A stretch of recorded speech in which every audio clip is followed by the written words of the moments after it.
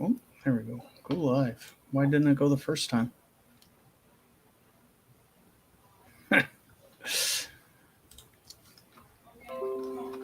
There we go. Oh, I just got notifications. Skidder Kev's live now. Yeah, there we go. Yeah, there we go. We're good. We're up.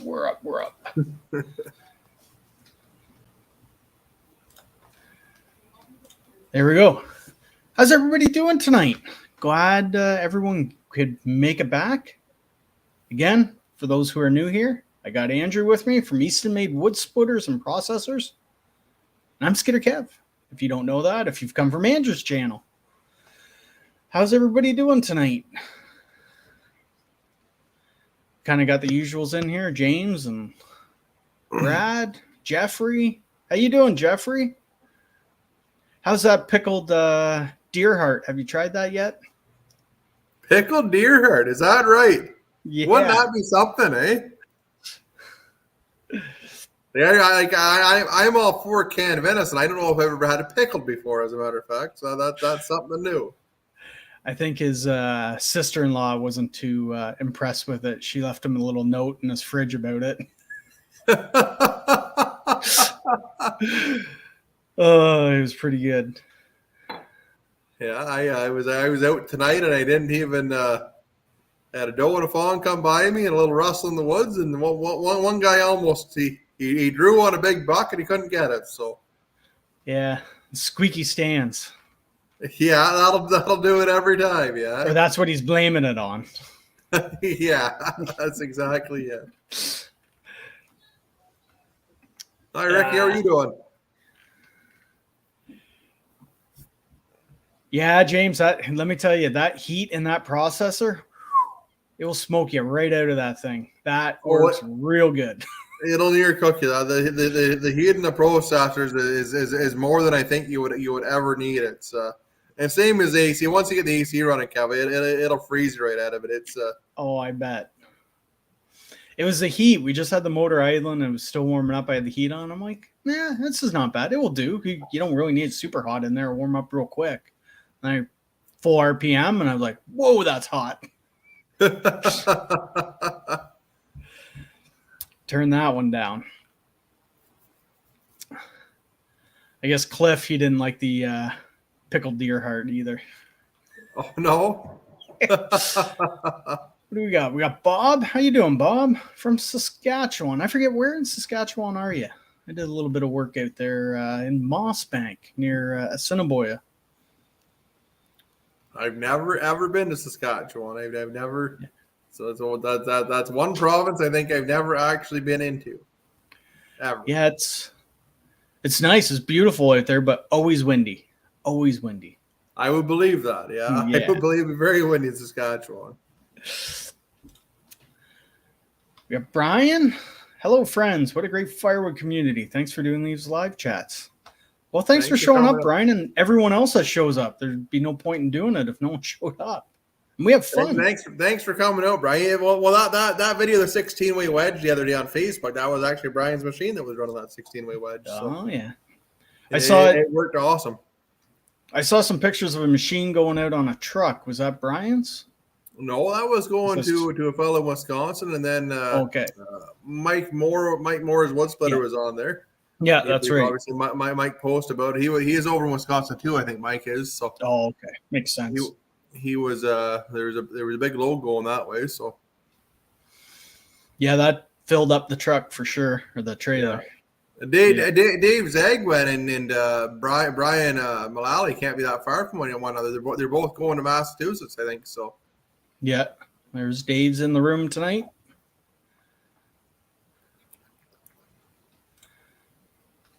Bleep blitch. Oh, Jeffrey. Yes, sir. Very tasty, Andrew. If you like bread and butter pickles, you will love these pickled deer heart. I do like bread and butter pickles. I'm just not quite sure on the pickled deer heart yet, Jeff. It might take a lot of arm twisting for me to give that a go. I've had it fried in butter. It's pretty good, but I don't know about pickled. That's I might draw the line right there. I'm not quite sure. Yeah, I try anything once. That I'd probably try. I try that. I try that before pig's feet or chicken's feet. I'll tell you that. Yeah, I would probably give it a whirl. I would give it a try anyways, just for the sake of it. But I don't know. Maybe later in the night after liquid courage. Something like it's sort of like taking on a go of pickled eggs. Eh? Like I'm not a big fan of pickled eggs, and we haven't had too many beer. But you can get enough of them into me, and the pickled eggs start looking pretty good. Yeah, I like pickled eggs are pretty good. I haven't had them forever. Yeah. Well, Joe's here. Need a hand landscaping. What's up, guys? How you doing? Doing fantastic. Steven says when it gets too hot, that's what the windows are for. And he's right. It is, but it's with those big circular blades, you want to try and keep those windows closed as much as you can, because it is a mess. It'll fill that cab right full of dust. Yeah, I don't want that. I had to deal that with the 4000 without a unit on it, and it's like, yeah, I'm done with that. Everything can stay closed up. Yeah, it just fills right full. David, son of the Eager Beaver. Hi from Wisconsin. We got another Wisconsin here. Bob Craven is home. I'll have to look that up. I don't know exactly where that was from here. I don't know Saskatchewan that well. Craven. I think I went to a baseball tournament there when I was out there, but pretty sure. Dave, looking forward to his new 60C. I think he's gonna love that thing. Yeah. They work slick. Kev, why does Andrew have more video footage of your 48C operating than you do? That was a great walk around video you did the other day. Thank you on that. And actually, that was like zero editing. I did it all in one shot. I'm like, pretty proud of myself for doing that. I did notice that. I noticed it was all one go, and there wasn't no cutting, there wasn't nothing. That's pretty impressive. And you even got Jeremy with a J in there too, so that's even better. Yeah. That's the big joke around the shop, is we have Jerry with a G and Jeremy with a J. Yeah, I caught Jeremy first. It was so cold when the wind was blowing, and I was shaking so bad. I didn't have my jacket with me. I'm like, the camera would have just been going like, I'm like, I don't know how that footage is going to turn out. The footage tomorrow morning, it's coming out, so you'll see me running it. Well, that'll give us something to look forward to. Between that and Joe at Ohio Wood Burner, we'll be set for eastonmade videos. Yeah, for sure. Cliff Cheesehead's buying it all up in Wisconsin. Dairy must be up. Well, we got what? How many minutes into this are we? 8 minutes. How's the schedule looking? Oh, we made it quite a while. We're telling folks about 14 months for a splitter right now. We were almost 2.5 years is kind of where we were prior to getting everything together, and we're actually hitting our goals pretty good here right now. So I might even see it shorter than that 14 months if we're lucky. Like last week, I think they built 16 or 17 splitters, and that was just with 2 guys. We have a third guy that's gonna get into that mix too. So once he's in there, it should increase quite a bit too. He's just been helping out around the shop. Justin Hermer's been doing a great job working with Justin Vance and Rob and those lads just to get everything organized. That's our key focus right now, is just getting everything in the shop organized and structured so that we can get to work and get moving. So yeah, and I explained in my video when I was there, or about when I was there, I'm like, it was just, you're getting stuff set up and the guy, like, it's just busy in there. I'm like, I'm just staying out of these guys' ways. Guys are waiting, 14 months now for a splitter. I want to hold that up for 15 months when people start pointing the finger at me. I'm like, oh, no part of that. I'll let them keep working hard. It's even changed a lot since you were there 2 weeks ago, Kevin. Just like when you were there, like we just moved into the shop, so it was almost like a bomb went off. There was orange and blue parts everywhere, and guys running around, and it's a little better organized there the last couple of weeks. So that's good. Hopefully it keeps going that way. Yeah, that's good. I'm nice to everybody's starting to feel at home in the shop there, and things are starting to ramp up for you. And that's good. And everybody, all the new owners should be, or future new owners should be happy about that. Oh yeah, like we'll be like I think we're still maybe like 2 or 3 weeks behind our regular schedule right now, but we're gonna gain on that pretty quick next week. Like we can build, like next week if we get 3 guys working on it, we'll build as much in a day almost, or a day and a half than we would in a week normally. So it'll be a huge increase in production. Same as the processor side of it. We'll be able to almost double production on the processor side of it now that we're getting everything kind of hammered down and know how stuff's going to work and where it's going to work and what's going on. Yeah, it's been a long 8 or 9 months just trying to get everything organized and get it all in there. So. Yeah, awesome. Just give a big hello to my buddy MSL Junior. So, hey, thanks for stopping by. How are things going, Junior? And Joe, you mentioned this already, Andrew. He's got some Axis splitting action coming up in the morning for a Sunday video. So this Sunday is going to be your eastonmade Sunday. You can go from my video to Joe's. Remember to do it in that order. I'm just kidding, Joe. You can do it in any order. Just watch them both. That's all that matters. Watch them both. You'll love it. My buddy Al, any deliveries coming to Iowa? I'd imagine for splitters for sure. Yeah, 100%. Like there's always something going that way. I don't know about processors if there's anything going that direction right now or not. But in terms of the truck, it's in around that area quite a bit. So.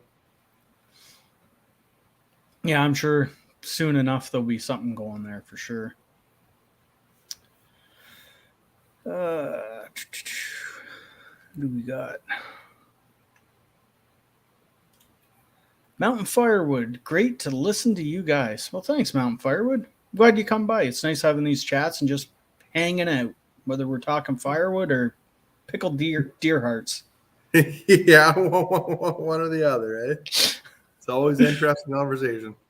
Yeah, you never know. Everybody's looking forward to Joe's video coming out. It's awesome.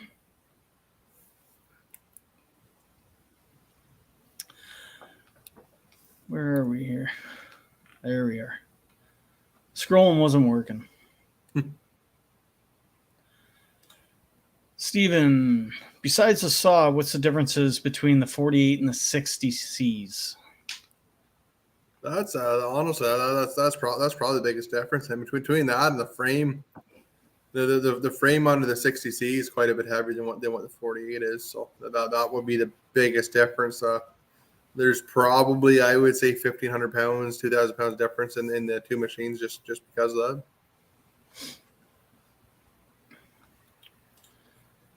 Dave, how's production moving? So you just kind of answered that.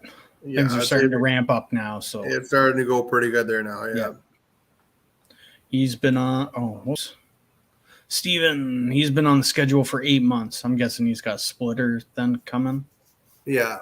And it would be probably it'll probably be a little bit ahead of schedule for Steve and stuff. I would think if it was 8 months he's been on the schedule, he probably would have been told I would think 16 months or so for a splitter if he would have ordered 8 months ago. So he should have a little bit of time shaved off that anyways. So yeah, this Cliff is asking a great question, and I've got asked this. I think this should be an answer from you for both the processors as well. Speak to us on the electric power options for the smaller units, Ultra, Axis, etc. No worries. We just haven't had anybody pull the trigger on one yet. Honestly, like I don't foresee any issues at all doing an issue like doing electric motor on any of the splitters and the processors to switch them over to electric. It isn't that's not a big deal. That's pretty simple stuff. So it's no not really a big difference for us, or whatever way you guys want to go with it. So cost is pretty relative. So Yeah, you figure it's just switching to a electric motor, really. yep, It's yes, especially on the splitters. Like, it's literally just put an electric motor on in a power cord. As long as you have the power to run it, like ideally, I think you'd want to have 3-phase. But if you don't, you a splitter, you might be able to run it on single phase. But a processor, you're gonna want some pretty big power run to the building or whatever you're gonna run it with there. So yeah, I had someone asking some of the first stuff I posted. Somebody asking me about the electric in the processor. And said I didn't think you built one yet or had one on order, and he wanted to be the first one. So I don't know whether he called Jeremy or not, but yeah, no, we got talking to the fellow the other day. What was geez, that's terrible. I can't remember his name. He's over in Port Huron, Michigan. He's just right when you go over the Blue Water Bridge there. Actually, is where he is. Yeah. He's got a 4,000. He's on a second 4,000 right now, and really nice yard. He's got a really nice setup there, and he's looking to go electric with it. And if you have the power there, it makes sense. It saves you a lot of fuel and maintenance on an engine, anyways. So. Yeah, for sure. I agree with that. You know, if the option's there, you know, if it's just going to be stationary or in a building, you're kind of laughing there, right? Yeah, that's exactly it. James, how many splitters did you build in the old shop? Probably, I would say in a week. Sorry. In a week, we'd probably be anywhere from 7 to 10. Would be kind of where we would be, depending on how organized we are. In the new shop, we're going to be up around 25, and I think that's going to be a pretty achievable number to get that many at the door. We were, like I said, I think 16 or 17 just last week. That was our second week at it, so I could foresee it being able to hit that goal pretty easily. That's awesome. That will really start getting caught up, like slowly caught up, but you will be getting caught up, which is nice. Yeah, that's exactly it. We're hoping to be able to get on track with that, and at least get the lead times down a little bit.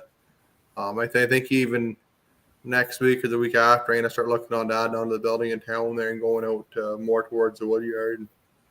I think that's something we're gonna have to at least entertain here, at least get the ball rolling with that. It takes so long to get something going. I may as well do it now. So. Yep. Buick guy, I don't mind the wait for my 1222. It's going to be worth it. Keep up the great work. Thanks.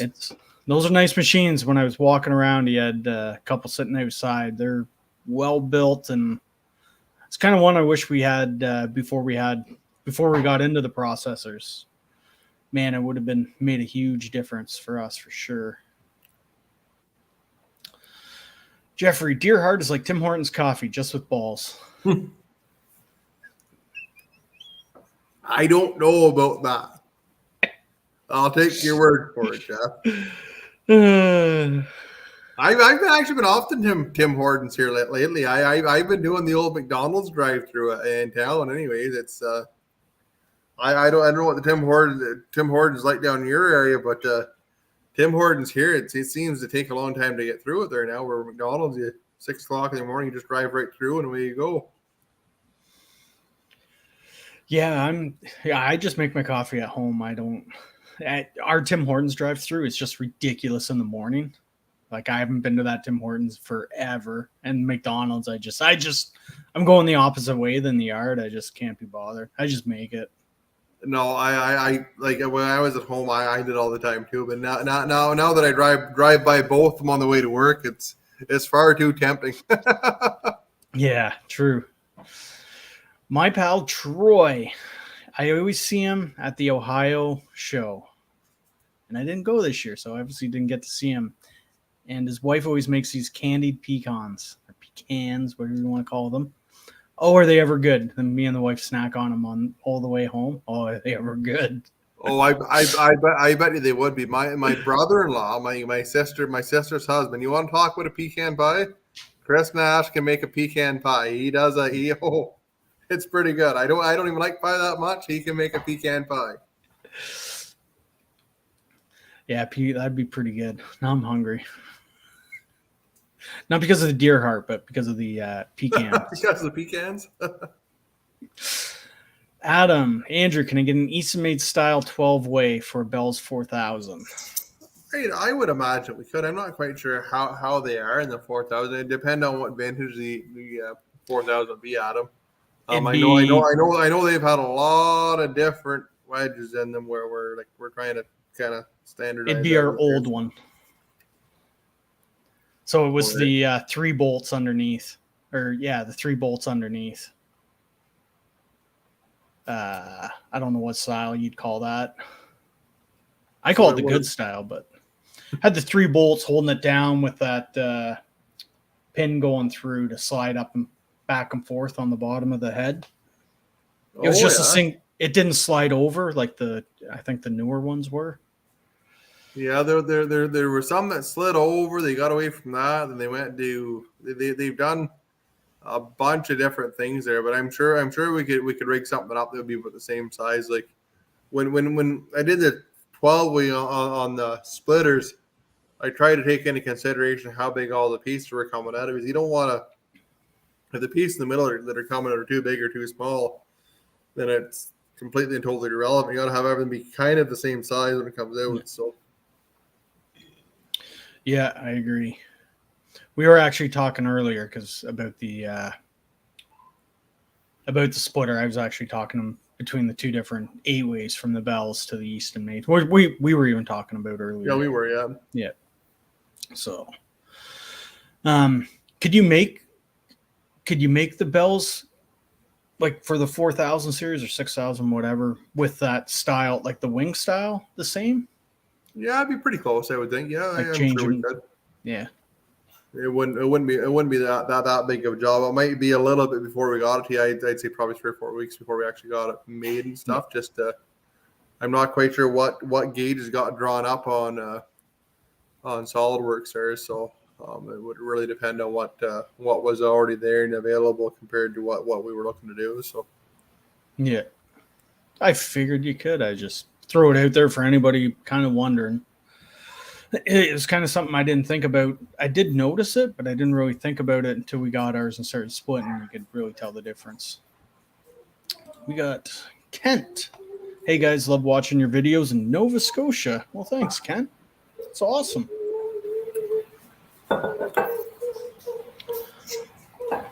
Joseph, how many guys work in your shop?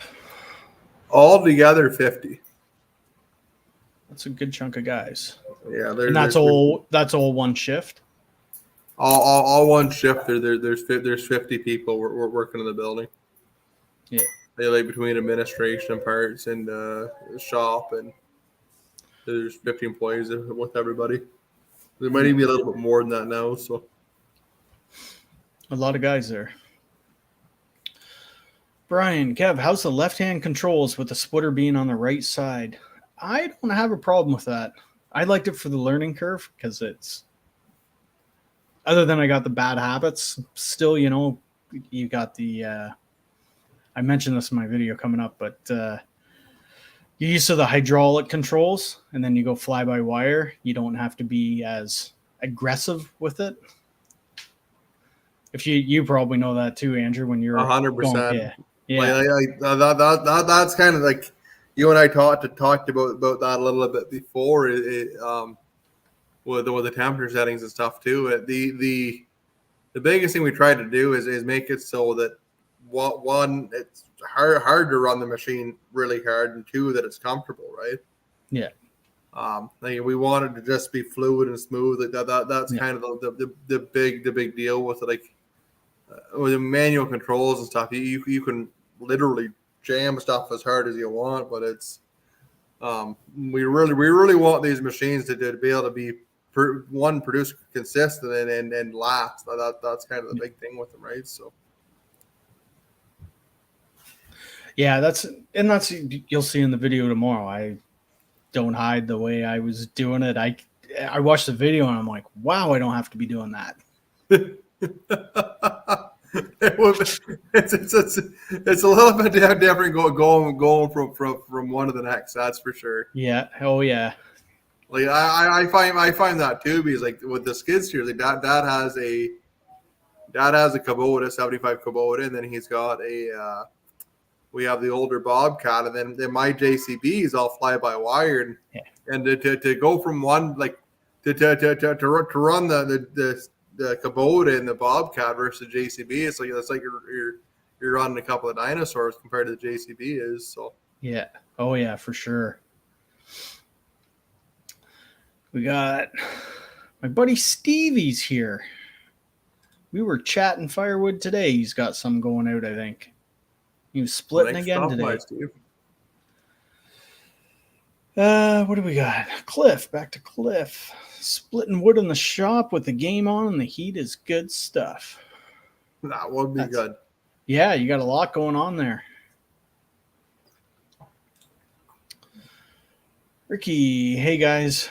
They've been wearing us out here in North Georgia, and I reckon they're doing firewood like they did toilet paper, can't produce enough. Yeah, I think when people start getting their propane bills around here, the phone is really going to start ringing. Yeah, that's exactly it. Like, the cost of heating oil and propane and all that kind of stuff has just gone nuts. It's crazy to buy that stuff.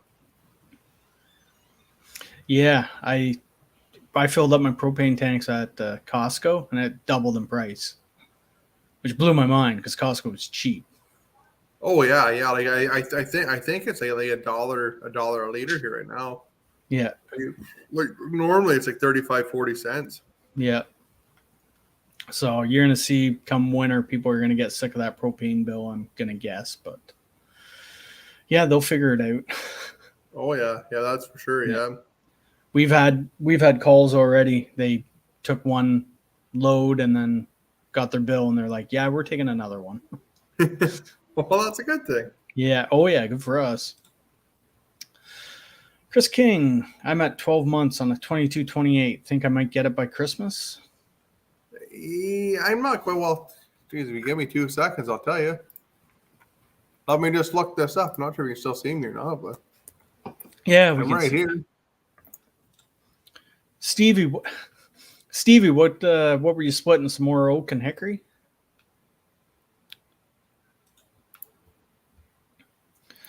Jeffrey, Patty says, happy late birthday, Andrew. Happy birthday and cheers. Well, happy birthday, Andrew. Yeah. My birthday was last week. I didn't know that. Good thing I wasn't there when it was your birthday. I would have felt pretty bad that I didn't know. Oh, wouldn't bother me a bit. Was that Chris King that asked that question about the Chris King? No, yeah, Chris under something else. I wonder if Chris has a business name that it might be under. I'll see. Just let us know, Chris, if it's under maybe a business name. I'll pay attention to the bottom there. I think you got the comments up there too, Andrew. Yeah, I can see them there. Okay. Oh, he's getting a 36. He's getting a 2228 with 36-inch stroke, if I'm right, is it? Well, honestly, it looks like it's almost done.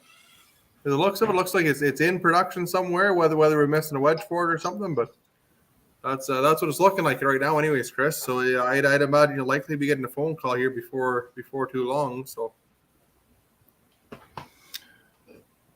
yeah, well, there you go, Chris. That would be yours.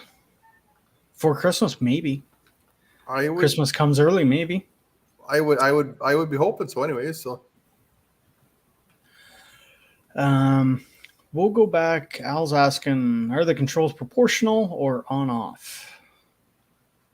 They are proportional. There's a couple of controls that are on off. I'm trying to think of what will be on off on the joystick. I don't think anything on the joystick is. I think it's all on the toggles. So like the conveyor. Yeah, like all the stuff that can be on and off, conveyor on off, the saw on off, the conveyor lift is on off. Yeah. Wedges proportional, live deck's proportional, invies proportional. All that stuff's proportional on it. I think maybe the log eject. No, it's not either. I was gonna say I think maybe the log eject, but the log rollers aren't. So. No, I think like the only thing that are not proportional would be like turning the conveyor on, turning this on. Everything else is proportional, and it's pretty cool. Like Brandon was actually out the tech was out to Kev's the other day doing some adjustments on it, and like they pretty well have control over every aspect on how fast the valves open, close, where they open and close. Like it's a crazy sophisticated system, which is reliability is going to be huge. So Yeah. Which is nice. It's nice having, you want them proportional so you can control that speed. yeah. Steven, how many new guys hired this year between Eastonmade and Legacy Bells? I would say probably, honestly, not that many. 6, 5,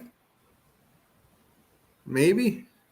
In around there, like just the way we've structured the shop and set everything up, like we were able to almost quadruple the production of the splitters and double the production of the processor just with being having extra room and being more organized is the big thing with it. Like as long as stuff's flowing through the shop, that's the biggest part of it. So I think probably 6 or 7 guys is all we've hired extra to in order to achieve the numbers we're going to do. So That's still pretty good. Right direction. Oh, 100%. Yeah. Guys on, right? Yeah. James, any future plans to make a road version of splitters with suspension, wider stance, brake lights, etc.? On that, no, that's an awesome question. We've done it before. We have put like the horizontal splitters. We have put suspension under them. The reason they are the size they are is so you can ship them. Like if we go to ship a splitters, like they're 4 feet wide. You put 2 on a truck, it's 8 feet. You're still under width. Yeah. What we have found with putting suspension under them is when you go to lift a heavy log or something, like if you're putting the weight on the log lift, if you have suspension there, the whole thing dips. And I had done it on probably a dozen splitters when we first started doing it. We did torsion axles on them, like short torsion axles, and I hated it. Like they towed better. Like they did tow a little bit better, but like functioning as a log splitter didn't function near as well. And like it just my experience with it. It wasn't worth doing. Yeah. And I see that you lift it, that'd almost make it want to flip, eh? It would, and I think if you widen the stance of the axle, you can't load anything from the log lift side. Like if you make the axle wider, you can't reach the control valve side. Yeah. So you have to load the log lift and walk all the way around the machine to go around the controls. You can't reach them. Yeah. So that's the reason why they're the size that they are, and why we have them set up that way. Kev, is the cup holder big enough for you? Not for my Bubba. Definitely not for my Bubba. We missed. I'm gonna have to have a talk with Gage. That's fine though. It will, back to this. It will fit at Timmy's or McDonald's. Coffee cup, no problem. Jeffrey, happy early birthday to Mr. Skidder. Well, yeah, I guess mine's around the corner too. Thank you, Jeffrey. When's your birthday, Kev? The 4th. Oh, that's coming up soon then. Yeah, right around the corner. Yeah, I feel Saturday. We a week away. Yeah. I'm at that age where it's like whatever. Yeah, know exactly what you mean. Yeah. Yeah. Yeah, it's just another day. We had Dad came over. We had KFC. That was the excitement of it. It was perfect. The KFC, yeah, I remember that story. So we are, Jeffrey's saying $2.90 a gallon here for propane.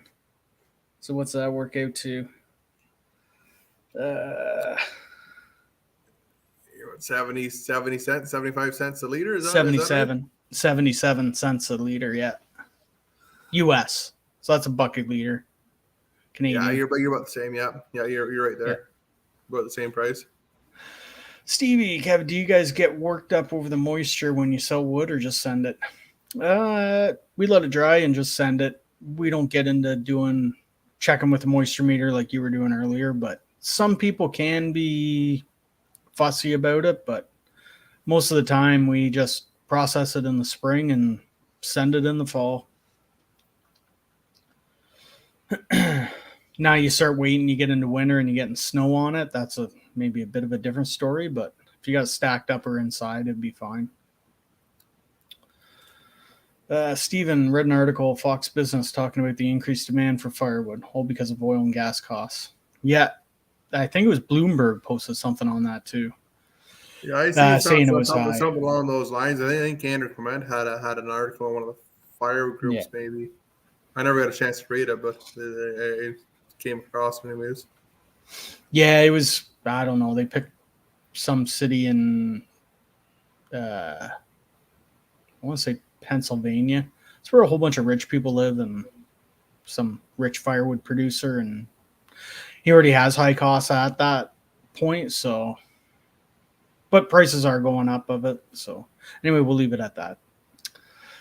I need a hand landscaping. I need to call for firewood here in PA for my house and shop. So you're looking for someone to buy firewood off of? If you're looking for cutting wood, I'm sure someone can help you here. Or go on one of the Facebook. You'll probably get a couple of people going through here somewhere. If somebody that's in Pennsylvania or they're in that realm. Well, I wonder what cities and that would probably help. Yeah, I don't see he put it here, but I'm sure if you put it down, need a hand. Down here, I don't see it there yet, but we'll keep an eye on it. Yeah, so yeah, just his name. Anyway, you got that figured out. Propane here in Atlanta, Georgia, $2.80 a gallon. So that was the same what Jeffrey said, was it not? Yeah, $2.90 a gallon, 10 cents cheap. Yeah, it's ridiculous. But you guys don't really have to heat much down there. It's like warm all the time in Georgia, isn't it? Yeah, I'd imagine where Ricky is, it wouldn't normally get too terribly cold. It was I think when I came out of the bush today, it was -8 Celsius. So what would it be? Probably 18 degrees Fahrenheit. Yeah. Yeah, we haven't got that cold yet, but there's that wind blowing on Friday. That was brutal. Yeah, it was. It was really, really cold. Yeah, and I think overnight tonight. I don't know what it is here tonight, but it's supposed to dip right down. I think it was -10 or -12 Celsius. So it was it was getting cold. Yeah, they're talking snow for us. I don't know what it's supposed to be here. -3, -4 overnight. Not super cold. We're -4. You guys get a lot colder weather up there. Mm-hmm. Saw your ad in Lumberman's online. Do you find that to be a good advertisement, or do you think your YouTube channel promotes eastonmade better than print? Definitely online is far better than what the print's ever been. And I can't say that. I think it's you get out of it what you put into it too. I put a lot of effort into the online stuff and social media and stuff like that. So I think that's why you get more return on it. The Lumberman's has been great. Like, we do get a lot of stuff out of it, and the guys at Lumberman's are awesome. They really are a great group of guys to work with and fantastic. So yeah, that seems to be papers now. Lumberman's is like dedicated forestry, right? Yeah. So you're hitting that market hard. And same with social media. Anybody looking for something, they're going to be in that realm of stuff, whether it's wood splitters or cars or horror, whatever you're kind of looking. That's exactly. Yeah. Like I think in business nowadays, you really got to focus on. Well, in any time, you really got to focus on targeted marketing. Like, you're not gonna. There's no point in me going to a Greenpeace convention and trying to sell wood splitters, or going to a knitting convention and trying to do it. You know what I mean? It's just that's not the right people. No, exactly. Jeremy, happy belated 40th, old man. You can go pound it. I'll 40 you right for the eyes, Jerry, when I get to work Monday morning. That's been the big joke around the shop. Jeremy's birthday was the 17th, and I always thought Jeremy was quite a bit older. I mean, I guess he's not.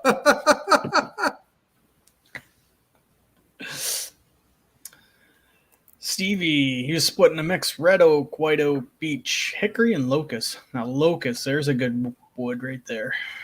Yeah, I've heard lots of guys have really good luck. Well, you guys wouldn't have any locusts where you guys are down there, would you? A little bit. You usually find them on like old homesteads, kind of when they're clearing for doing lot clearing and stuff, but never in any wood lots. I've never come across locusts at all, which is good. We would have, like, I don't think I've ever come across it. Like, white oak is an odd thing for us here even. Yeah, and same as hickory. We don't hardly run hickory at all. So yeah. Stevie, he's in Indiana, so they got some nice timber down there that he cuts. He cuts some massive timber. If you guys want to see some guy who knows how to cut timber, go check out Steve Billow.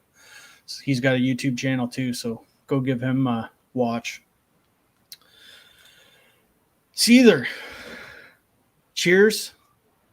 Your cheers, Steve. His $20. He was buying the next round. That was the round when I was there. So we had that round. We thank him for the night of beers we had. Oh, yeah, that's fantastic.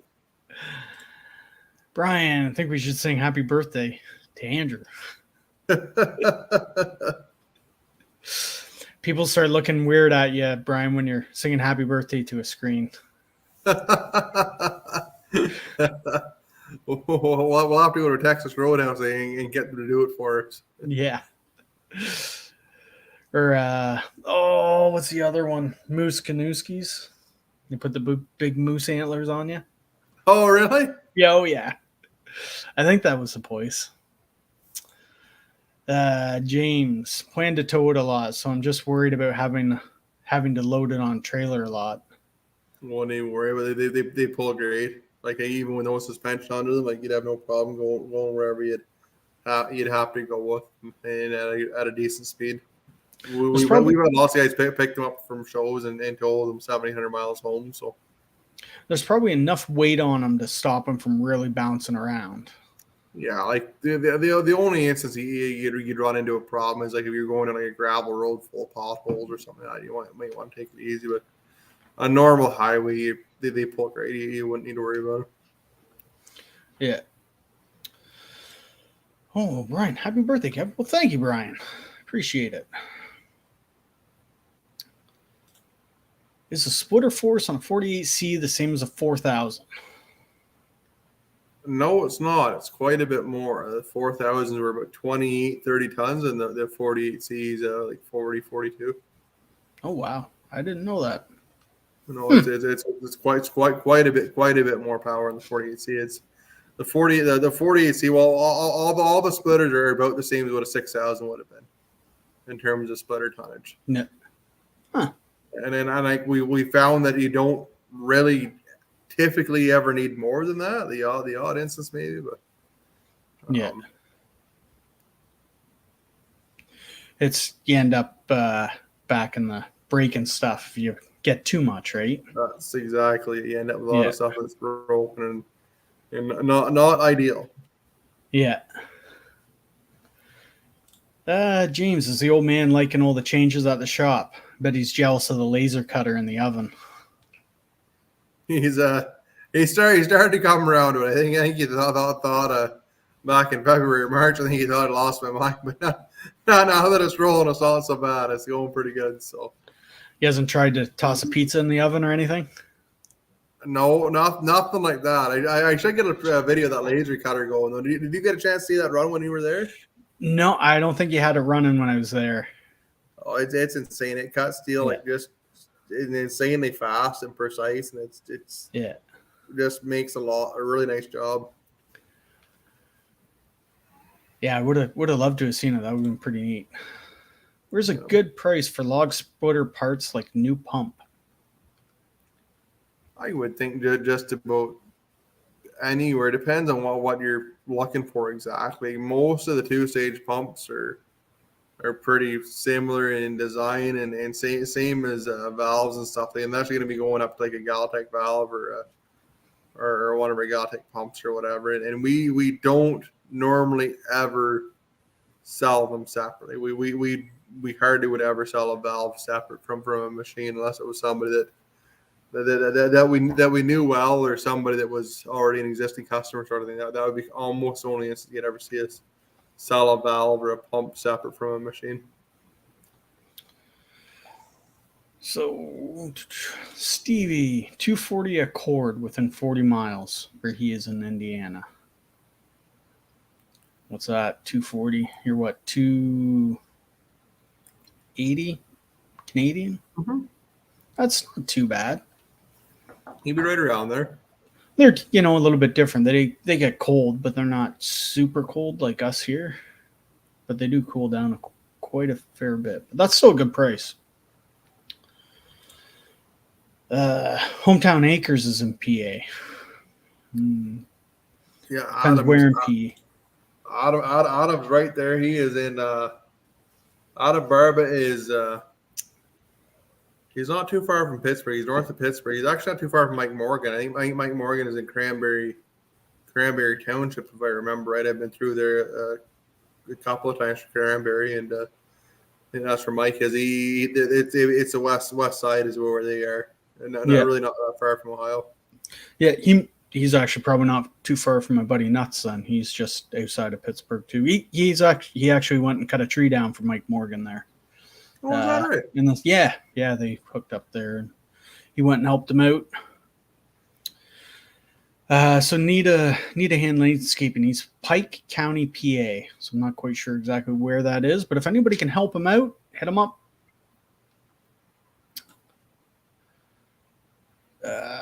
Yeah, or even the Morgans.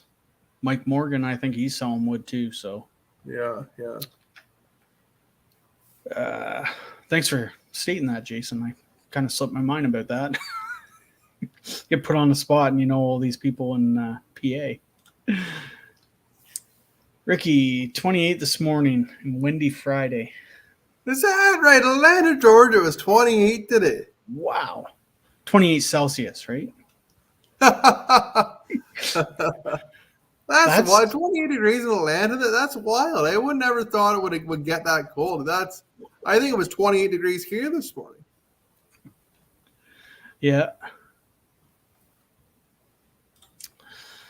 How many cords can you produce per hour, and what will you get when you get proficient? That all depends on the size of the wood you're putting through it. I'm hoping to do the same as a 4,000, 2 to 4 full cords. In our wood, I'm happy with. I think you're right there too, Kev. You do 2 to 4 full cord an hour out of it, and that's if you're into perfect stuff, you're gonna get a lot more than that out of it. And if you're into small rinky-dink stuff, it's gonna be a lot less. And it's crazy because some of the processor manufacturers are right like 8, 9, 10 cords an hour. There's no possible way. If you're running like 24-inch saw logs the whole time, like perfect saw logs, splitting like perfect ash, you might get there, but it's just some of the claims are so far exaggerated that it's not even realistic. Yeah, it's tough, but yeah, I figure that the same as a 4,000, 2 to 4, and it's all your logs and how nice your logs are, and that's kind of the way it is. When me and Mike timed it, we tried it when we first got the 60C going, and it was like whether you were in dirty stuff or good stuff, you're right between that 3 and full cord. You're right there, and there's a handful of other factors that come into it, like who's loading the machine and how.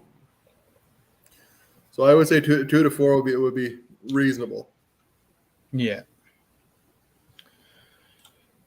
Steven, it can get cold in Georgia. I spent some cold wet nights running around Fort Benning.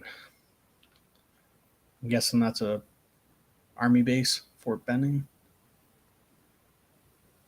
That's chilly. That still blows my mind. It was 28 in Georgia. Yeah, that's wild. every time I've ever like drove down there, like as soon as you cross from South Carolina to Georgia, it's warm. Yeah. And then that's like January. Like you peel your sweater off and put on your hula shorts and away you go. Yeah. That's crazy. Like we were in Myrtle, this 2016, I think. And the first week we were there, it was cold. Like we were driving down and we were getting snow in West Virginia and stuff on our way down in April. And by the second week, it was like smoking hot when everybody was in shorts. Like it was crazy how fast that temperature swung. Yeah, it can. Yeah, for sure. What's the wait time on the Ultra? Which would be any splitter, but any splitter about 12 to 14 months right now. Yeah. Mark, Andrew, with the borders open, do you plan on meeting up to deliver splitters in Alexandria Bay again? I don't know what we'll end up doing with that. Like when they open up, it seems like a simple thing, but it always seems to take a lot of your day to do that. And by the time we run our truck down and back, you're going to be you're about an hour to the border. By the time you do everything, load everything, screw around, you're about 5 hours there and back. You can almost write off half a day with it. So the time we actually charge accordingly to make money at that, it's almost just as cheap to ship it in most instances. Yeah, which kind of makes sense, and then saves you running around too, right? It does. Yeah. Mike DeBoer, what is the max height you can get from the disc cleaner with attached conveyor? Wondering if it'd be tall enough to load semis. I'm guessing you're talking walking floors. Yeah, like the 10-footer like what you got. I think we're right around 14 feet at the end of it. Is that right, Kev? We haven't had it up yet. We haven't had it all the way up. It went underneath our dump truck, but we were only getting under to the center of the truck. We were from that angle was 9. We were at least 9 or 10 feet, and we didn't have it up all the way. Yeah, I would say you could probably get it pretty easily with the 10-footer. The 20-footer, if you're loading wood over the side of it all the time, then the 20-footer I think's the way to go with it rather than by the 10 too. So you get a little extra height out of that too. So yeah, I don't know if you'd be able to, if you had that max height, if you'd be able to load it with a skid steer. You'd have to build a bit of a ramp. Yeah, well. If you had it up all the way, you'd want to have a ramp to load it because you're still fairly high to actually do it. Yeah. For us, it worked perfect for the dump truck. I was really impressed with that. That is super handy for us. Like a little top kick if you're loading, like it works mint. Saves having the big conveyor up, right? Yeah. It kind of shortens it up in your yard, using up less yard space. It's kind of nice that way. Bill C. Black birch is one of the higher BT woods. Yeah, we actually don't have any black birch up here. No, we don't. No, you running a yellow birch over where you guys are? Yeah, we get a bit of yellow and like white or paper. Yeah. Yeah, we get some yellow birch. It's terribly stringy stuff. It's not very nice stuff to split normally. Yeah. Yeah, like black birch in PA. When I would see my buddy in PA, they had black birch because I think isn't it black birch they used to make root beer? Isn't it black birch? Or is that really? I gotta think. It was black birch and what's that other tree? Someone's gonna correct me here. Let me know.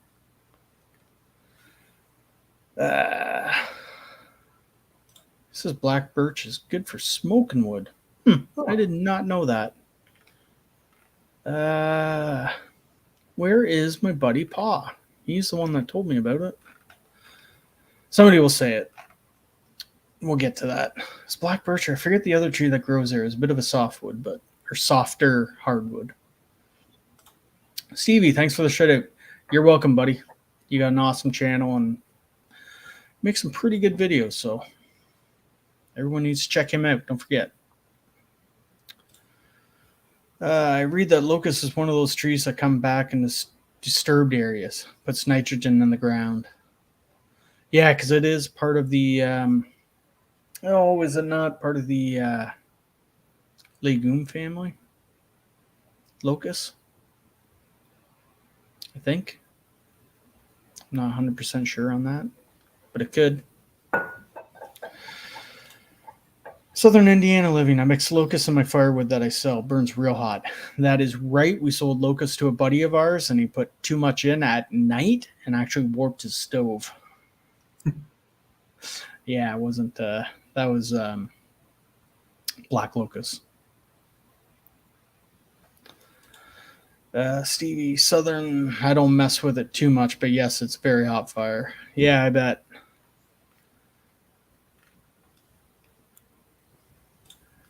Glenn, hello, man. I have a 1222 headed to Virginia next summer.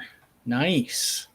You're going to love it when it gets there, Glenn. That's for sure. Hopefully you'll get it sooner than that even. Yeah, hopefully. Buddy Brad, I think he was suggesting you sing Happy Birthday, Kev. Oh, I'm a horrible singer. I'll have to get Connor in here. He can sing it. Comes home every day singing "Oh Canada" now. Well, that's even better. That's perfect. Yeah. Jason, what kind of meat you smoke with black birch? Sure smells good when green. My buddy Videos by Al. He knows what's going on with the black birch. I know that. Jeffrey. Only if we can get them to wear a birthday hat. I do have one of those birthday hats. Kevin, hey Kev, if you know Moose Winooski's, you can't be that far from Kitchener. I'm not too far. I can't remember where I thought it was in the city we went to it, but yeah, I'm not 30, 40 minutes from Kitchener. We're not too far. Corey, Andrew, in your opinion, do you think disc cleaner is better than a tumbler? 20-foot disc cleaner and power pack, I think, is the way to go. Do you make conveyors that pivot and move side to side? Thanks. Yeah, the conveyors, all the new conveyors that are coming to the shop now all have pivoting wheels on them. Same as what the processor ones had. And I like the disc cleaners more than the tumblers, but again, it's preference. Like Kev's run both of them in a practical setting, so he would probably be the better guy to ask on that one. Well, what do you think, Kev? I think the tumbler gets more out, but I think the disc cleaner is nicer. It's quieter. Just our area that we work in, we've had complaints about the tumbler being loud, and when you have those open pipes, wood banging around, it just echoes. It's like an organ, right? Yep. It's pipes breaking on we haven't had that. We've had some cracks in ours, which easy to fix. You weld it up, but our spacing is really wide on the tumbler, so we lose more. Do you want more in your tumblings, or do you want more in your firewood and that bigger size wood? It's a catch-22. So I'd like more time with the disc cleaner, I think. In my video, I actually have some really good shots of wood coming in out of the conveyor, running across the full length of the conveyor, and you can see how it's dropping in. It's 12-inch, but I think it's really good. I actually watched the whole, I think it was 17-minute clip myself. I didn't put that all in, but it gives you a good idea on how it's knocking the wood out and how it's knocking the wood around in it. It's once I get some more time, I think I'll put both tumbler and I think I got some footage of the tumbler running just by itself and that running by itself.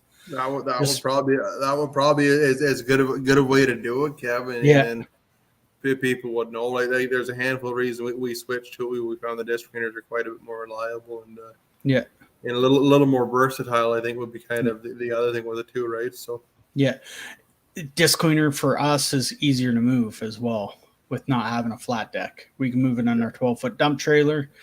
to try to move that disc cleaner, it's more of a pain. We probably could, but more of a pain. And then we got to bring the big conveyor, build a ramp. We got to put that big chute on. It's give and take, right? It's where you want to go. That's exactly it. I think both have their pros and cons for sure. I don't know if there's really a right or wrong to it. Like I didn't want to build both, or I didn't want to have both options. So that's kind of why we went with the disc cleaner. And they've been selling like crazy. We've sold a pile of them here the last 3 or 4 months.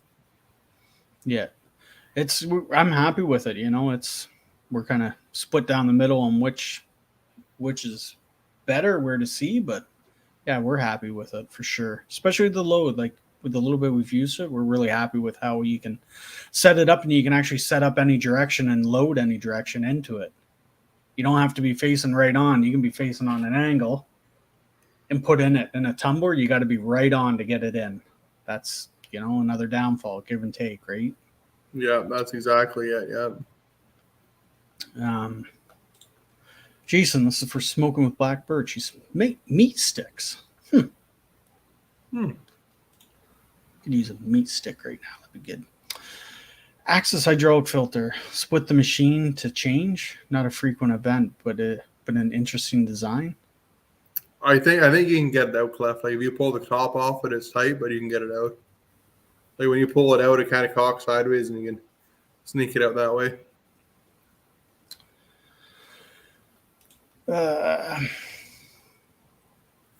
This is for need a hand landscaping. Find a hydraulic company in your area that can help you out with parts. So there you go. Need a hand landscaping. My buddy Wayne. Howdy, guys. I'm still eating leftover pie. Happy Thanksgiving, guy. Happy Thanksgiving to all my American friends out there. Hope you had a great one and a safe one. Yeah, that's right, too. Thanksgiving weekend in the States. Have we discussed the control panel being too close to the right leg yet? It doesn't bother me, Wayne. I don't think it's too close, but you can adjust it. You can twist it if you're talking about the toggles. You can move it. Like I think that's one thing. Like until you sit in it, like if you look at a picture, I was like, that seems close, but then once you're sitting in it, it's comfortable. It's one of those things. Like when I think when we were looking at it, when we were designing, we literally put like everything in there to the point where you could reach it, and that's where it ended up. So yeah, and that's new seats in them. Those are super comfy. I like those. Yeah, they're really good compared to the old ones for sure. Yeah. Southern Indiana Living. He sells $50 for a third of a cord. Delivery fee on top of that. That's a pretty good deal. That's good price on firewood right there. Yeah. Southern Ohio, $270 a cord and sold out everywhere. Mill running 2 processors, sells it as soon as it hits the ground. That's crazy. I knew a guy around here, he sold wet red oak, delivered it right out. Like, holy cow. Well, there's some people that do, and for some reason they get away with it. Yeah. Steven, 240 is what I sold a cord for 3 years ago. I've changed over to selling face cords this year. Not something that happens much here in the U.S. West Coast. You guys are obsessed with me singing happy birthday and birthday hats. James, probably a silly question, but do the machines come preloaded with all of the fluids, hydraulic oil, etc.? If so, you must go through a lot at the shop. We go through a pile of it at the shop. The oil trucks there on a pretty frequent basis, and there's I think we have a 5,000 liter tanks there right now. And we'll drain them in a week once we get rolling here. Well, yeah, every processor is 80 gallons in the tank. Every processor 80 gallons, and every splitter is 100 liters, right? So yeah, you're 25 gallons a splitter, and you're doing 5 of them a day. That's 100 gallons a day plus a processor, 2 processors a week, and you're going through a pile of oil. But they do come full. The only thing we don't put in them a lot of is fuel, and we just kind of got away from doing that. See from having gas cans around is more the bit bigger issue with that. In order to fill up every single splitter when you sell it, you'd have to have literally a tank of fuel out back. And I don't know about you, but a tank of gas with a bunch of guys running around, I'm not going to keep gas around for very long. I seen all those trucks in the parking lot. That's exactly it. I need a hand landscaping. He's in Northeast PA. Let me know on my Facebook group. Well, there you go. Anybody in Northeast PA who's got firewood for sale, go check out Need a Hand Landscaping. I think Jeff had just said that Shive's over Northeast PA. Shibes? Oh, did he say that? Did I miss that? I thought he did, but for some reason I always thought Shives was over in Wisconsin or somewhere like that, or Michigan. Or maybe he said it down farther? Oh, yeah. No, you are right. It was right underneath that. Need a outdoor shrub. Yep. Maybe in Northeast. He's not sure. Well, we'll get it figured out. I'm not quite sure where Shive is. Yeah. So hopefully they'll get that. There we go. My pal Sal. Sassafras. That's the other one I was thinking of. Root beer. One of the two, whether it's black birch or sassafras, I can't remember which one, but you chew on it and it tastes like root beer. It blew me away. Yeah. I'm gonna have to try that the next time I'm there. Lots of black birch around here. Makes birch beer. Yeah. Because I'm positive videos by Al. I'm positive they've done it. We were talking about it the other day. And if you ever get a chance to talk to Lowry from Yapa, he's the guy that comes over from Finland. Yep. They do a lot of birch syrup over there. Mm-hmm. Like I honestly thought he was pulling my leg until I looked it up about the birch syrup. But no, it's he says they do lots of it over there. I've had a guy around here. He's made some, and it's a unique flavor. I'll say that. I prefer maple to birch, but yeah. Where are we here? Now I'm lost here, jumping around. With fast splitters and processor, the bottlenecks are getting the wood to the machine or away from it. That's exactly it. That's a challenge for the most part. It's, as long as you're somewhat organized in your yards and your loader guy knows what he's doing and you got conveyors, you're pretty good on not getting a bottleneck. If you don't have a big enough conveyor, like a stacker conveyor, you can be moving a lot. That's where you want that stacker. You can sit there for a day and the wheels oscillate. You can move back and forth. You can spend some time there, which is good. With the splitters, I'm not quite sure. With the splitters, it's a little bit more difficult to more or less moving wood to it and from it. Like, obviously the conveyor helps out tremendously, but you still got to get the wood to it, right? And even with some of the machines, you move to the wood, you're only moving the wood. You're in the same situation. You're moving a lot, making a lot of small piles. So it's 6 of one, half dozen the other, right? So I think the more of a bottleneck is with the splitters. I think with, like you said, with getting rounds to it. At least for testing, you can cut all your rounds on the processor and spit them out the side. That's exactly it. You might not see too many more eastonmade chainsaw videos. I'm not quite sure. That's what I'd be doing. Spitting around. I might have to build a shadow box for the old Husky there and hang it on the wall. Steven, is it easier on the process to run fresh cut logs or ones that have been cut and cured for a while? Green logs are nicer to cut and split. Fresh cut or dried or cured, it can be a little bit tougher to split. But it will go through them. We've run into it quite a bit with the splitters where guys have, like, some tree service guys will have rounds stacked for 2 years and then go back through it and try to split that stuff. Like, you get a 16, 18-inch block of wood that's been drying for 2 years, especially if it's white oak or something like that. It's just like splitting a rock. Like, it's next to impossible to do. Like, you can do it, but you're going to want a 20 to 28, and then you're going to want to be ginger with it. have as much splitter as you want. It's just hard to do. Yeah, it's even, standing dead. It's knotty, standing dead ash and stuff. They can get real hard. Oh, some we can get dirty. I got a couple loads from the city of Ottawa. One time we had the lad that bought Dad's business. He had brought a bunch of it back, and it was terrible stuff. But it was probably some of the hardest wood I've ever split was dead dry ash. Yeah. And I know some people may not believe that, but I split that sweet gum, I split hickory, I split just about that sycamore down there. I split all that dirty stuff. That was probably some of the worst stuff I've ever got. Yeah. Oh, I believe it. We've got a lot of ash.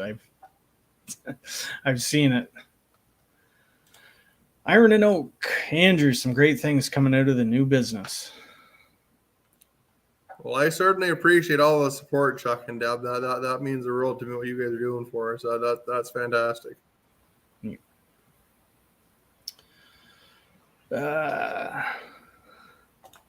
Here's Steven. Growing up in Alaska, used elder and cottonwood for smoking.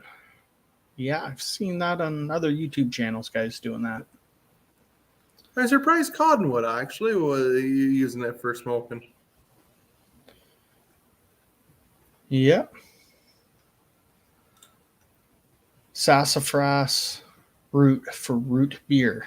There we go. So I'm getting this whole figured out. Is that debarker machine as fun as it looks? What debarker machine? I'm lost. Maybe he's talking to someone else. I'm not quite sure. Black birch is 26.8 million BTU per cord. Wow. That's got that is high up there. Chris, 4 degrees in Tupper Lake, New York tonight. Wow, that's getting cold. That's getting cold. That's freezing the ground up for you. I would imagine Tupper Lake probably a pretty high elevation too, from what I remember. I think Tupper Lake's up in hills there. So,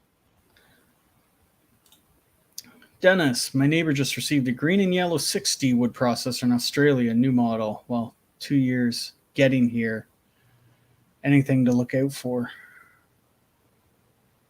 Not really. Lots of people have had tremendous luck with them. Not really my cup of tea, but there's lots of guys that have run them and had tremendous luck with them, built great businesses with them, and honestly, they'll probably have great luck with it. Yeah, I don't know much about them for the 60s, so I don't want to say anything that I don't know about. No, I'd imagine you're going to have great luck with it, and probably make a really good go out of it with it. Yep. Can we plan on some eastonmade apparel with our delivery, or can we purchase this through Jeremy and with a J on Monday? That's from Brian. Have you let Jeremy know what you need? I'm sure we could probably throw it in the cab of the processor for you, Brian. You just let him know. And we've been planning on getting like an apparel site up, but it's just been so busy to do that it's kind of hard to delegate one person to do it. Because that's essentially what you need is you'd have to have almost one person doing it almost full time. So yeah. Corey, last question. Do your chains come loose or do you have complaints with them? Multi-techs are shh. I'm guessing you're talking on the big conveyors because that's what I've been seeing lately. You keep the slack adjusted in the big conveyors.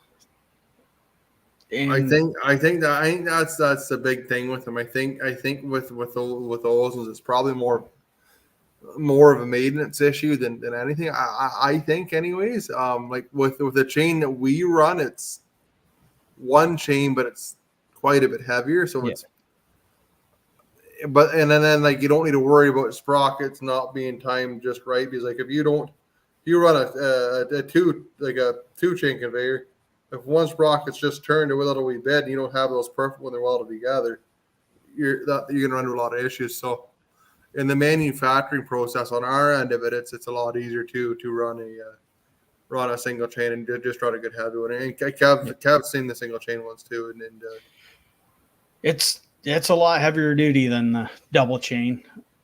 I say that we haven't run it the new style or the eastonmade style single chain, but it's super heavy. I like the design. I think it, like, you guys haven't had a problem, and I see why you haven't had a problem. It's a lot heavier. With the multi-techs, they're bolted. So if you bend that slat or that paddle, when you get to coming around on that top pulley or bottom pulleys, it's going to want to pull that apart to come around, and that's going to keep breaking bolts, even breaking welds, like Andrew just said, right? You got to make sure they're welded square and the right distance apart, or you're going to have problems. And I think they probably have them bolted in because it's probably better to have a bolt break than it is to have a chain break.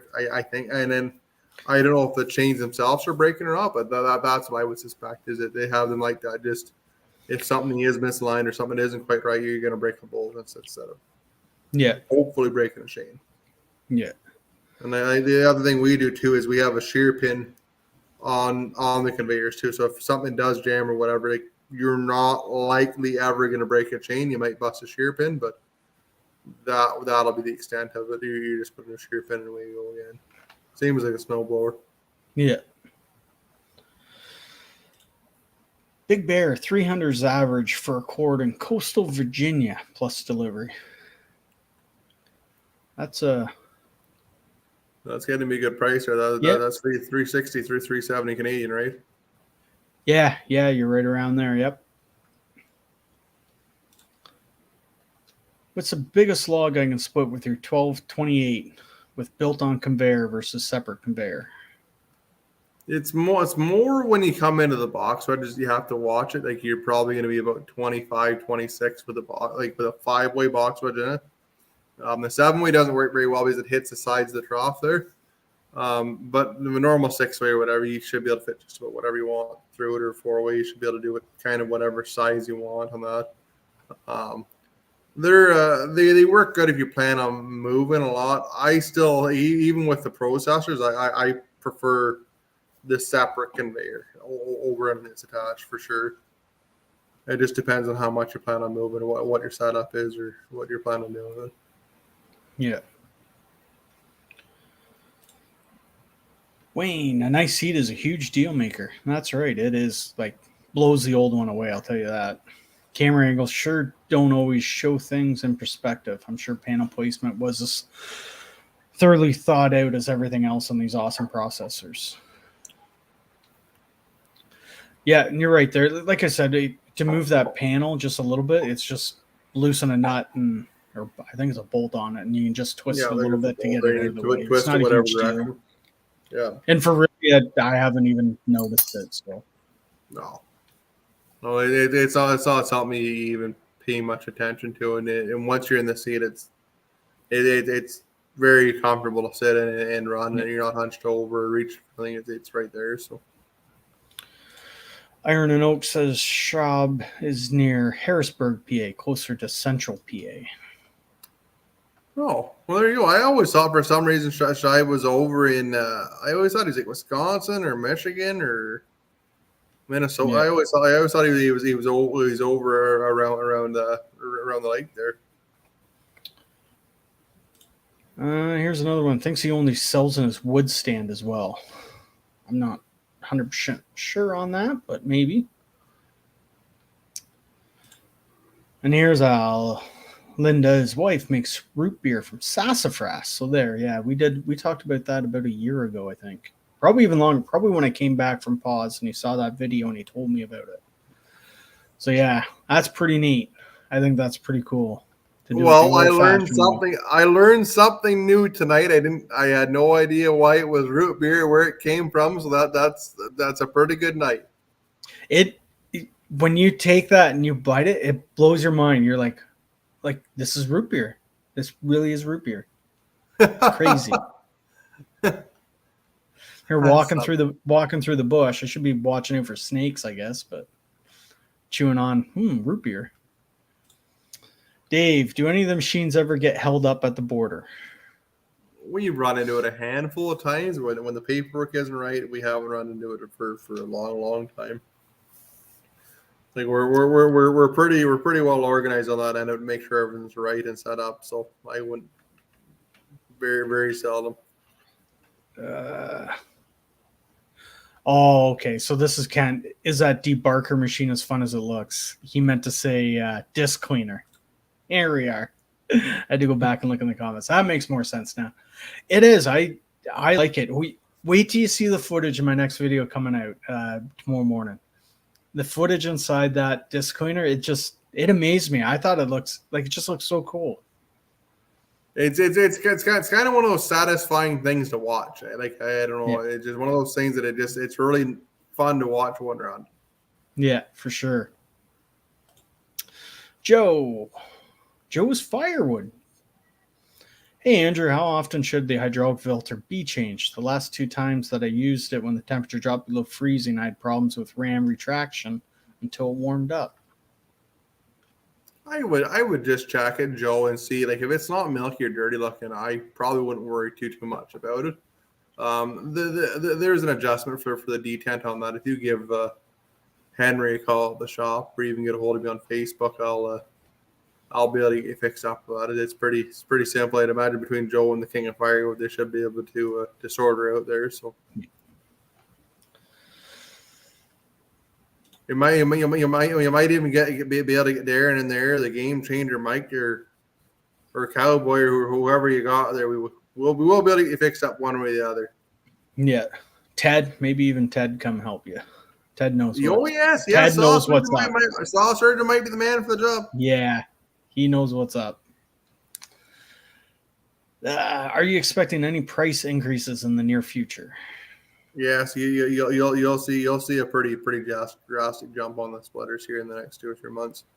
I'm gonna say, when I say drastic, I'm gonna say probably 10-15%. We're just getting our ERP system set up so it manages all of the costing, time, labor, bills of material, all that kind of stuff. So once we have everything in there and structure for that, we're gonna see what our margins actually are and where we're at on them. But you'll probably see like on 12 you'll probably see it jump $1,200 or $1,500, I would think, and 20 to 28 would be the same. Like the price of steel has just gone insane. Like, we were buying steel for like 40-50 cents a pound, and now it's like $1.20. Like, wow. It's crazy. It's gone insane. It's the same as like every other thing that we go to buy, like tires, trailer tongues. Any component's been the same. The price increase have been nuts. Yeah, it's just crazy. Steven, I was watching Kev's video with the disc cleaner and the power pack and thought, what if you had a large power pack and hook it to different machines? Pick and choose your modules, set it up like a factory. You could run that disc, or you could run that power pack with any of our conveyor type equipment, conveyor, disc screeners, any of that kind of stuff. And in order to run something like a splitter or a processor or whatever, you need so much horsepower to do it. It wouldn't make sense. Yeah, like it works fine for the cleaners, and like we ran the conveyor in our 30, disc cleaner, the conveyor, and then our big conveyor. No problem running it all. Yeah, and it's just a matter, like when you get into like running a splitter or a processor or something that you actually need performance out of, the amount of flow it takes and valving and stuff to do that is pretty substantial. In order to do it to operate on the level and scale of what we want it to, it's you're moving a lot of oil there. Yeah. Jeffrey, this is an answer for Corey. We had our STK-24 for 4 years now and only had to adjust it once. Ran about 900 cord plus through it. So that's pretty good.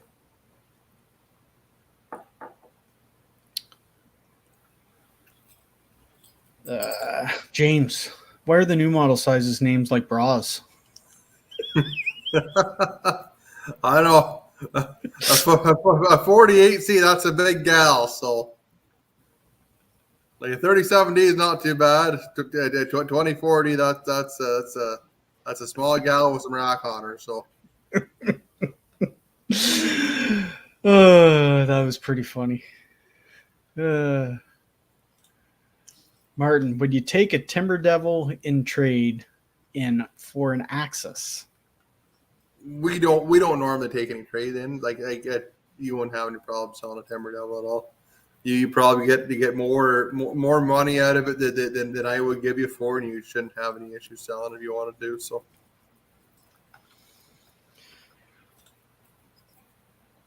$249 saw. Hi guys, Andrew. I was wondering if you've ever made or thought about making log bucking tables for the splitters, or maybe something that can attach to the splitter. I haven't. I have, but I haven't put a lot of thought into it. Like now that we're into the processor brand, it might be worth this building something you might be able to attach a chainsaw onto. But we've got a lot going on here that it'll be a long time before you see that out of us, if we ever do it.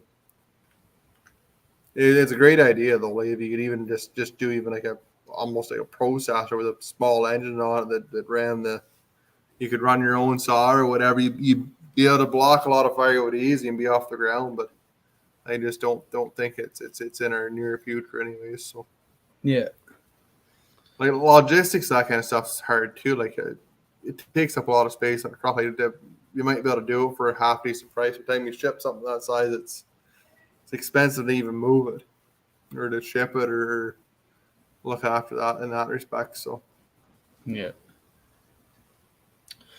We got Chris in the wood yard is in the house. Hello from south of the border, fellas. Well, thanks for coming out, Chris. I think you actually might be a little bit north of us, of all things. Yeah. Appleton, Wisconsin. I think he might actually be a little bit further north than what you and I are, Kev. So we're the bottom.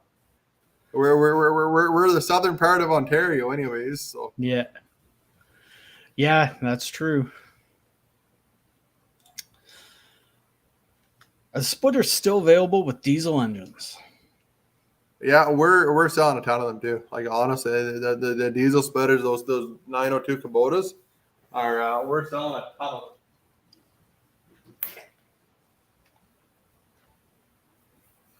You ever throw too many sticks of wood in the fire, Kev? No, I don't have a wood stove. What do you mean you don't have a wood stove? No, I don't. Why would that like you with no wood stove? Yeah, at the farm where I grew up, yeah, we had a wood stove, and yes, I have. You hot? I've got the fireplace insert here, and you throw an extra stick or two into her. That's what I get to stand to sit here. Will you be offering the radial piston pump offered on the 37D on the gasoline splitters? You will likely see that from us in the future. We have, I would say, probably 8 or 9 months before you see that on the gas power splitter. But I think that's the way that we're ultimately going to go with it. Obviously, be a price increase with it, but it's going to be a really nice setup. So yeah. Steven, can I have my splitter before the prices go up, please? Give Jerry with a G call Monday and get a deposit on her. You'll be good to go. I'm guessing anyone who gets their order in before the end of the year, those prices will stay the same? Yeah, and you'll likely see the price increase, I would think, going into February or March. Good. I think that's likely where it's going to be before we get the ERP system. I just don't want to, like, if I can make money at it where I am and it's feasible, then we'll leave where it is. But I would just an educated guess going to say about 10-15% is where we're going to have to bring it up to. So, yeah, you can only eat so much of that. No, that's exactly. We really want to be able to offer the level of service that we have too. Like if somebody calls and needs something, I want to make sure that I can continue to look after them and get stuff out the door to them quickly. Yeah, for sure. Kevin the Woodchucker. Good evening, guys. Just stopped by to say hi and keep up the good works. Well, thanks, Kevin. Thanks for stopping by. Well, thanks for stopping by, Kev. Steven, 60C must have huge back issues.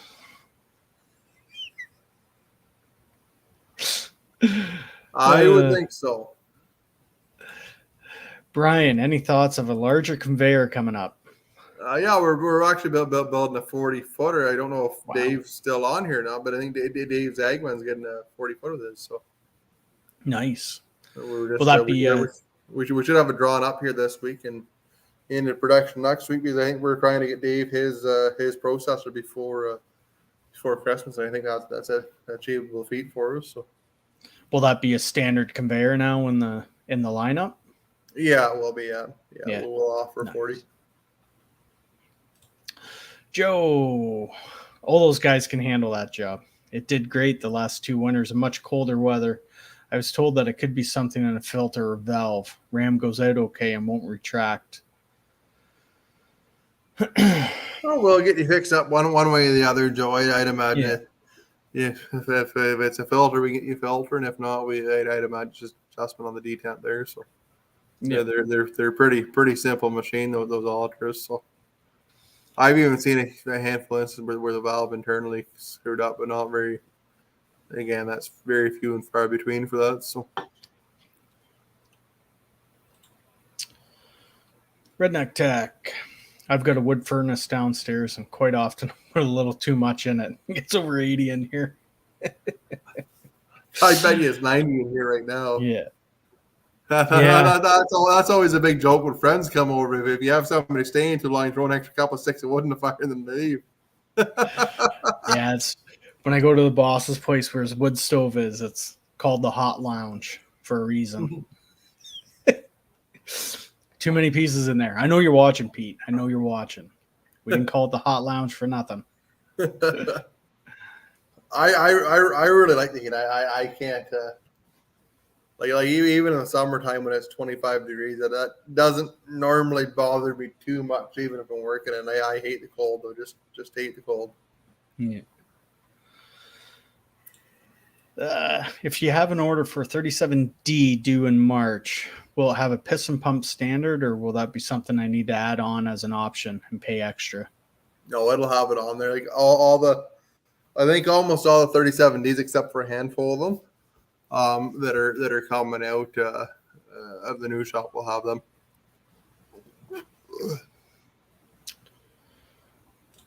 Joe, I have a video of Ram locked up on Facebook, but after 5-6 minutes, once it warmed up, it ran fine. Chris in the Woodyard, have you had any cold weather issues with your Ultra? Sounds like a filter issue or something with that. It could be a filter or the detent in the back, one or the other. I don't imagine being the two meter. Either way, we'll get you fixed up, Joe. Just give us a ring or get a hold of me on Facebook there, Joe. I don't know if I've got three friends on the dreaded Facebook now, and I think Jeremy's one, and then Marv Sawyer. I think I got Bob Nelson, my three friends on Facebook, and I'm going to try my best to keep it that way.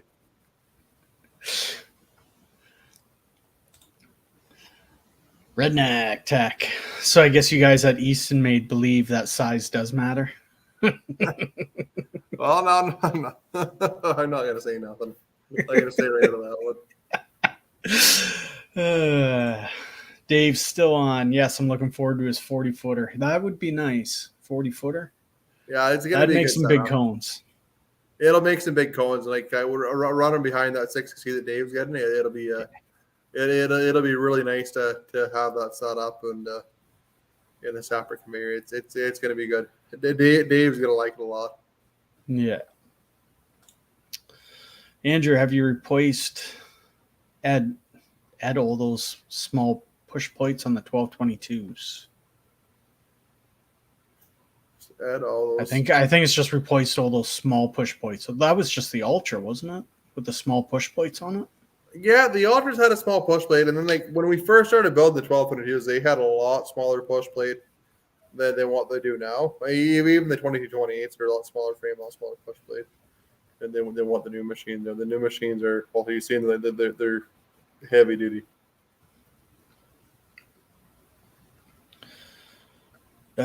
Joe, appreciate you, Andrew. We'll figure it out.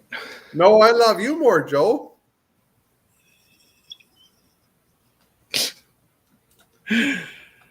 In the woodyard. Nope, it has been bulletproof. I do put 5W or zero weight oil in the cold months to help it start better. Yeah, that would definitely help it a lot. Like that's one thing I found difference. I'm gonna do a video between the Honda and the Briggs again here coming up in the in the new year. It'll be about a year that we've been running them. I found the Briggs start a lot better in the cold. That Briggs that's on the power pack, that's a nice motor. That's a nice little motor. It works. Yeah. They work fantastic. I don't think I'm really glad that I kind of bit the bullet there and went with them because they've turned out to be awesome. Like we've hardly ever had an issue. I think Gordon GP Outdoors we had to put a coil on his. Yeah, and that's about it. Besides a handful of guys, the axes like Joe, we got the muffler deflector turned the wrong way. Yeah. Him and Dan and our family at home said we had a couple other guys like that too. That was completely our fault though. Yeah. Yeah, they're good. It's like I know it's one of the smaller ones, but like so easy to start. Oh, and even when it gets cold, Kev, like when it goes at -20, that's still gonna start. That's the 200 Honda, GX200 Honda. Like, you'll pull your guts out all day before you ever get to run. Where that Briggs, it just fires up. I couldn't believe the difference in them. Yeah, it was nice. Steven, hey, how about some thumbs up? That's right. Thumbs up. Let's get the thumbs up, guys. Thanks for taking the time to answer our questions. I ordered a 37D for the piston pump in the 4.5 cycle time. Can't wait. Yeah, it'll likely be on. If it's anything within the next, I think we only have a couple. And like the guys that are coming out soon, like we've contacted all those guys and asked them what they want on it. A little bit more weight. We're almost there. All the parts will be here in the next couple of weeks to do them. So. And stuff like that takes a long time to get organized and get set up. Like, I think that video was in February or March. So just that's how long it takes to organize things, to structure them, to make sure everything's in the pipe to get parts and stuff coming for the production numbers that we're looking to do, right? So. Yeah, I wish you actually had a 37D. That would have been neat to check out. And then the little Kubotas run smooth as glass. Yeah. Like they're quiet. They're a nice little engine. Yeah.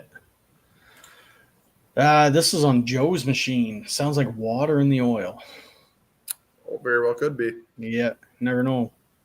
Yeah, might be worth checking. You'd be able to tell if it's milky or not. Yeah, you'd be able to see that right away. Kevin the Woodchucker, you're back on Facebook. What changed your mind? Very limited amount of it, believe me. I think I'm on real firewood sellers. I'm on firewood processors and commercial wood splitter in Mikey's group, and I just joined the log splitter world or whatever it is there. Eric Bonfig's one, and then I've got a Jeep. I've got Jeep 4xe. I bought a hybrid Jeep, and I've got a couple of Corvette groups. That's the it. the Eco Jeep, the battery Jeep. Yeah. I got a hybrid Jeep. I never thought I'd buy a Jeep, let alone a hybrid. So here I am. It's a Jeep thing, don't you know? Yeah, you just got to wave to everybody. That's all. Why's everybody waving to me now? It's funny because the Corvette guys do the same thing. You wave to everybody Corvette, but you don't see near as many of those as you see Jeeps. So yeah, exactly. James, anyone else been watching Chris take big dumps lately? The guy who's been taking a lot of them lately. Chris, it's funny, in people's driveways at that. Oh yeah, he's been doing big dumps everywhere. The last one I watched, even some, I think he even does tractor dumps sometimes. Yeah, I watched one this morning. It was in their garage. Took a dump right in the garage. Yeah, right in the garage, half in the garage anyway. Well, she watched. It was crazy. She watched him take it down. Yeah. Oh yeah. She held her little dog and she watched. Oh geez. He probably didn't even pick it up either. No. He just left. Those guys in Wisconsin, I don't know what to think of them. Are those 60C cones? Yeah, they're I'm not quite cones. sure what they are, lads. Things are getting out of hand. Bra sizes and having dumps. Chris in the woodyard. His wood's moving fast. So's his bowels. Tony, not to make you feel bad, but I just don't want Briggs on my machine when I order it. Honda or diesel? It looks like you're ordering a diesel. You're buying a Kubota then, because I'm not putting a Honda on after that.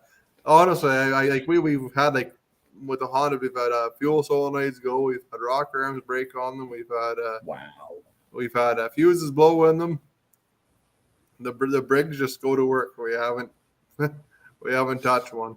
And like lots of guys that are running them like every single day, all day, they pound the piss out of them, right? So yeah.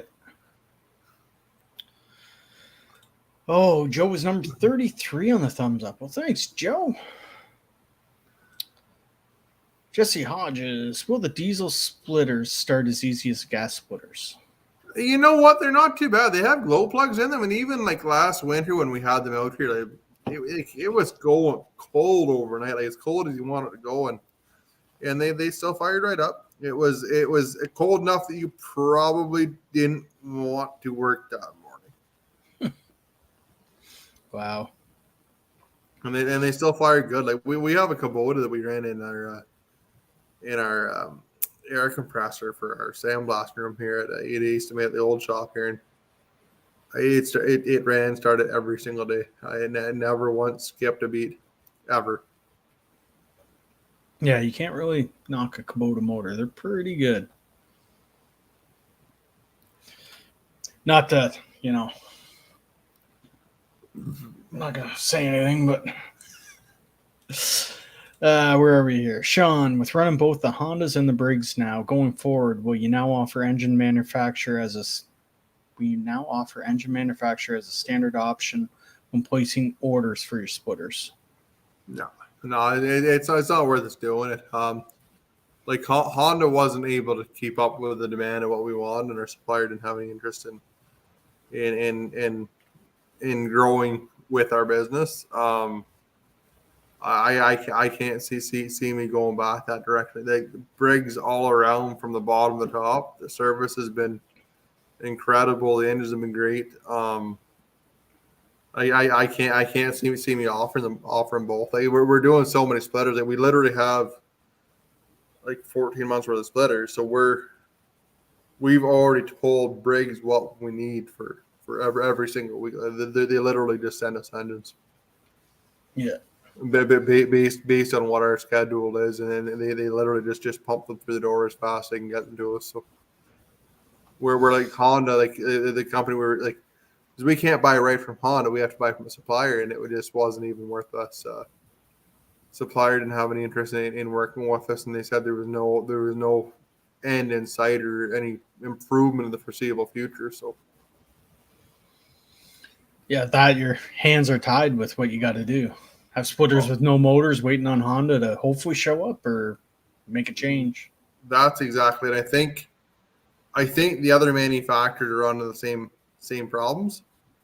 Maybe they don't want to be quite as vocal about it, I don't think. But if you look at some of the videos you've seen come out with containers full of engines, I think they're running the exact same issue as what I was. And it's hard to bite that bullet and go that way. But once you do, it's sort of like jumping the pool. Once you're in, it's pretty good. It's well worth doing it. Yeah, we've heard the same thing with the we've talked about it before here. The Woodmiser motors, they're the same thing. They're getting held up. They're sitting in containers. Yep. They can't get them up. And like for us, like we're still a fairly new company, really. Like I've been at this for 6 years. Like I don't have the capital of 10, 15 years built up at the bank that I can have 80, 100 machines sitting here waiting for stuff. I just can't do that. It would literally bankrupt me. I just can't physically do that. Stuff's got to go out the door. Yeah. That makes sense. And same thing, you can't have 100 motors sitting around. That's exactly it. 100%. Like you can't tie up that capital. It doesn't make any sense.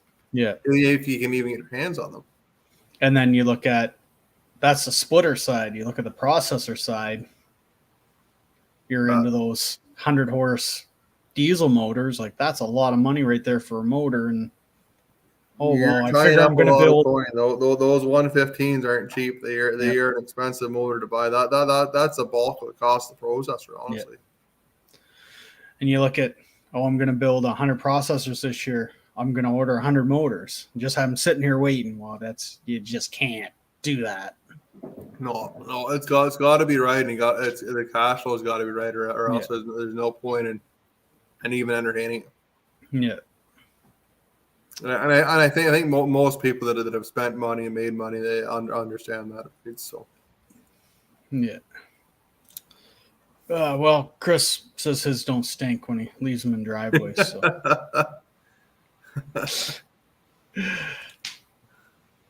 Iron and Oak felt the same way about the Briggs, but it's been excellent. I'm a huge Honda fan as well. And we were Honda. I loved Honda too, but I was dying hard Honda. I went out every Saturday morning and pulled a 13 horsepower Honda over on the pressure washer and every day. But yeah. Redneck. Back in the day, little Honda engines used to be the best. Any idea what happened to them? I think. I don't know. I think they're still really good engines. It's just like in what we have done, like, we literally run thousands of them. Yeah. And like the Briggs has been more reliable than Honda through and through. And I wholeheartedly am telling you that. That'd be the truth. We hardly have ever had anybody call. I think Gord Potter from GP Outdoors had a coil go, and I think one guy had like a fuel solenoid or something. And the Honda, we've had a lot more issues than that. And then try and get service on the Honda is nearly impossible. Like, it doesn't matter which small engine guy you go to in the world. He's certified Briggs, right? So. Yeah, that's exactly right. Almost every small engine shop has got Briggs. Almost every single one of them is certified to the warranty on it. So, yeah. Chris, Herd Vanguards are great. They've been awesome. Yeah. So, Sean, I understand the supply chain issues. I'm a buyer for a Ford manufacturer in Florida. We're fighting the same issues. We have been forced to make changes as well to keep feeding people. And that's basically what you got to do. That's exactly it. And like, you gotta, in business, it doesn't matter what time it is, you have to be dynamic. You have to be able to change. You have to be able to make decisions to continue doing business. I could imagine like something like that. Right? That would be a big undertaking. Looking after that. Yeah. Yep, for sure. Jesse, if I order a 37D and a 32-foot conveyor, do I need one deposit on them as a package or two deposits as separate pieces? And what currency does it need to be in? What we do is you'd have two deposits on it, so you'd have $1,000 down on it normally. And then we would do the currency. We would do it in whatever your currency is, whether it be American or Canadian. It makes no difference to us. It all works out at the end the same for us. So. Yeah. Corwin Gray container system. Someday I'll put an order in for a splitter. Whenever you're ready, let me know. You'll save some money before February. Maybe. Before February is when the order, when you'll save some money on it for sure. No pressure. But I think we, what are we? Oh, just shy of 2 hours. I think we're pretty good here. That was a good live stream for sure. We had a lot of people. I had a great time with it. I appreciate everybody coming out and showing us support and having a conversation. That's fantastic. That's what it's all about. Yeah, for sure. It's nice that, it's not all stuck in one. You can go wherever you want. It's awesome. It's awesome that way. And seeing everybody mingle here, it's great. So I think till what do you think? Start getting this Wow, Christmas coming. That's kind of be a pain. Maybe in the new year, start getting on a more regular basis. I think, like we were doing before. I'm easy. I'm pretty well wide open. We don't Yeah. really have a whole lot else going on, honestly. Yeah, we'll see how Christmas comes on the next one. Maybe do one or two more before the end of the year. But yeah, I think we'll be. We can start getting this on a regular basis. Summer's busy just for everyone, right? It's tough.